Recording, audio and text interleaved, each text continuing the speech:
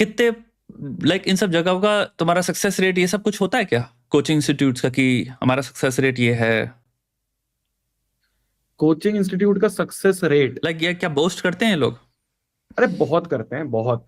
ये तो पूरा मतलब माफिया टाइप है। अब जब हम इस फील्ड में आए हैं एज एज अ टीचर, तो बहुत सारी चीजें पता चलती है, मतलब कि वो ही है, वो रैंकर्स बैच और बैंकर्स बैच वाली चीज है तूने जैसे अभी कि मेंशन किया कि कुछ ए होता है फिर C7 होता है, हाँ हाँ हाँ। ये क्या है भाई? ए, मैं बताता हूँ। ए बैच भी नॉर्मली बैच है, मतलब वो नाम का ए बैच है, उसके ऊपर एक सीक्रेट बैच है जो रैंकर्स बैच होता है। उन बच्चों को खाना भी मिलता है फ्री में, रहना भी मिलता है फ्री में, टीचर भी मिलता है फ्री में, सब सब चीज फ्री, और बेस्ट C7 फ्री। वालों को मिलता है खाना? अरे C7 वालों को तो कुछ भी नहीं मिलता, C7 वालों को सीट नहीं मिलती, नीचे बैठ के बहुत बुरा बट हाल है। एकेडमिकली हमने एक तरह से एक डिस्क्रिमिनेटरी हायरार्किकल सिस्टम बिल्ड कर लिया है जिसमें हम हाँ, प्रिविलेजेस डिस्ट्रीब्यूट कर रहे हैं right right asymmetrically. Right right. और एक बार पैसा आ गया, हाँ, उसके बाद वो मैनेजमेंट नहीं सुनता है। मैंने समझ ऐसे गया। ऐसे तुमसे मैंने पैसा चीजें, जैसे पापा मम्मी से ले लिया एक बार, फिर हम जैसे बस ट्रीट करना होगा हम वैसे करेंगे। तुम्हारी मर्जी है, तुम्हारा जो बैच आ रहा है तुम्हें जाना ही पड़ेगा, तुम्हारा बैच चेंज, मतलब मैंने जो नीचे मैनेजमेंट का ग्राउंड वाले फ्लोर पे होता था, मैनेजमेंट के पूरे ऑफिसेस, तो वहाँ मैंने पेरेंट्स को रोते हुए देखा है कि मेरे बच्चे को आपने C7 बैच में दे दिया, C6 बैच में दे दिया है, प्लीज मेरे बच्चे को ऊपर बैच में रख दो।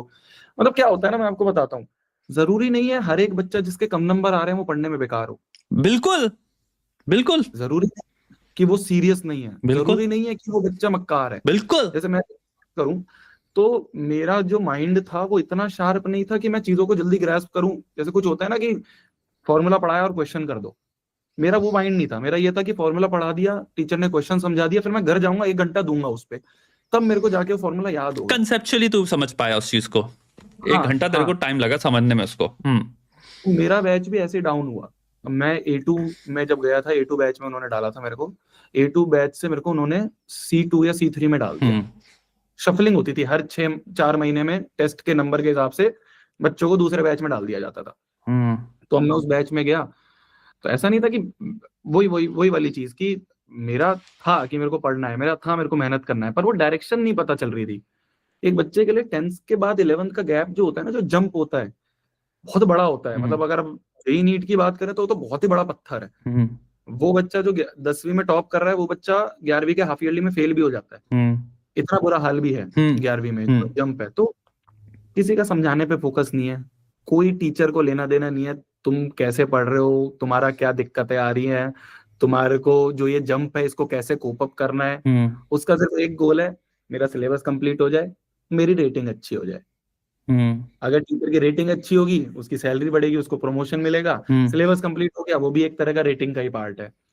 तो इस तरह से बैठ के कोई नहीं बताता था कि बेटा देख, नोट्स तेरे को पढ़ाए जा रहे हैं, घर जाके उनको रिवाइज करियो, हम्म, फिर क्वेश्चन सॉल्व करियो, फिर अगले दिन डाउट आएंगे उनको पूछियो। ये स्टेप बाय स्टेप प्रोसेस कोई बताने के लिए नहीं था। हम्म, तो वहां से चीजें जब नीचे गिर रही थी, तो हम्म, मेरे साथ भी ऐसा हुआ था कि मेरे को फील होता था कि यार, मैं शायद इन जो आसपास मेरे बच्चे हैं इस बैच में उनकी तरह नहीं हूं, हम्म, पर फिर भी मेरे को वहां पुश करके डाल दिया गया था। अब वो माहौल ऐसा था, फिर टीचर भी जो आता था वहां पे, वो देखता था यहाँ पे 70% बच्चा तो टाइम पास ही कर रहा है, वो टीचर भी टाइम पास करके चला जाता था। हम्म, तो अगर मैं C2 में हूँ, तो अगली शफलिंग में मैं नीचे ही जाऊंगा, ऊपर जाने का बहुत कम स्कोप है, और सुनने वाला कोई है नहीं। हम्म। मतलब मैंने एक बार बैच चेंज करने के लिए ट्राई करा था, मैं सुबह जाके बैठा जो मैनेजर है उसके सामने केबिन में, सुबह से शाम हो गई, उसने बुलाया नहीं अंदर कि यार ये फिर टाइम पास करेगा बच्चा। हम्म, ये हाल है। हम्म। और जो जो जिन बच्चों की रैंक आ रही है उनको उस बैच में डाल दिया जाता है, जहाँ पे खाना टॉप वाले अच्छा बैच। मिल रहा है उनको। खाना बढ़िया मिल रहा है, उनके लिए अलग हॉस्टल है, उस हॉस्टल में ही टीचर जा रहा है सुबह और शाम, और वो वहां पे उसको पढ़ा रहा है। उसको बोल रखा है तू मत आ, तेरे को एसी में आराम से पढ़, हम्म, तेरे को जो डाउट आ रहे हैं वो डाउट क्लियर करने के लिए शाम को और सुबह तेरा टीचर भेज दिया जाएगा, हम्म, टॉप टीचर भेज दिया हम्म, जाएगा, और तेरे को तेरे रूम में आके तेरे को सवाल बताएगा। हम्म। क्योंकि उसी से पैसे बन रहे हैं ना, वही वही बच्चे आगे जाके मार्केट होंगे, वही बच्चे जाके समझ गया। आगे टीचर बॉय बनेंगे, और वही बच्चों से फिर आगे 1000 बच्चों का एडमिशन होगा। सारा यही गेम है। तो एक बात होता है, जो टीचर C7 में पढ़ा रहा है, क्या उसको भी हाँ, खराब टीचर देखा जाता है? टीचर खराब नहीं है, पर वो टीचर बेचारा मजबूर है उस तरह का पढ़ाने के, क्योंकि सामने जो 70% बच्चा बैठा है, वो पढ़ना ही नहीं चाह रहा है ना। अब मान लो मैं एज अ टीचर, बिल्कुल मैं उसको इसमें टीचर की गलती नहीं मान रहा हूँ, मैं एज अ टीचर हूँ, अगर मेरे को दिख रहा है कि क्लास में आधे से ज्यादा बच्चे तो बदतमीजी कर रहे हैं, सो रहे हैं, क्या मन करेगा मेरा पढ़ाने का? तो उन 70-80% बच्चों के कारण में वो 20-30% जो बेचारे चाहते हैं कि मैं मेहनत करके ऊपर बैच में जाऊं, उनका भी नुकसान होता है। काफी बच्चे जो नहीं पढ़ना चाह रहे उनका नहीं होगा मन, ये हो सकता है, जूते हाँ, मार के भेजे गए हैं।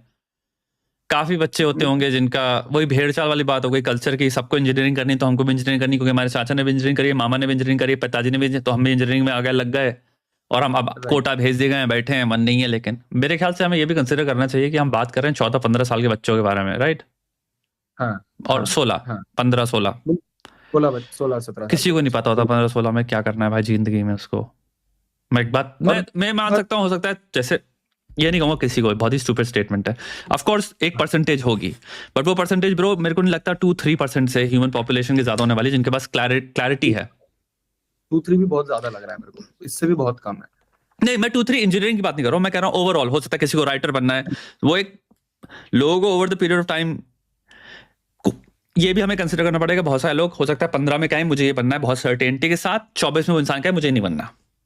हाँ बिल्कुल है, क्योंकि बिल्कुल है। आप चीजें करते हो, ट्राई करते हो या और ये खाली हाल जो मैं आपको बता रहा हूँ ना बैच सिस्टम वाला, ये हाल खाली ऑफलाइन में नहीं है, ऑनलाइन में भी इसी तरह की चीजें चल रही हैं।